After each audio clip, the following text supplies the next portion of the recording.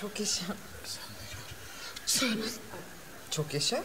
Hep birlikte ne oluyor ya? Ben parfüm sıkmıştım. O dokunmuş olabilir mi? Canım ben de parfüm kullanıyorum. Ay, bu biraz baharatlı bir koku ya. Belki dokunmuştur gerçekten. Tam havalandan bir şey...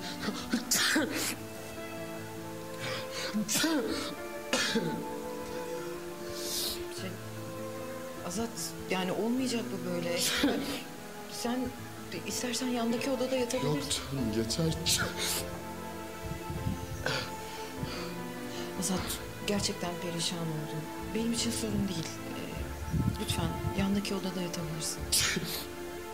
Tamam. İyi geceler.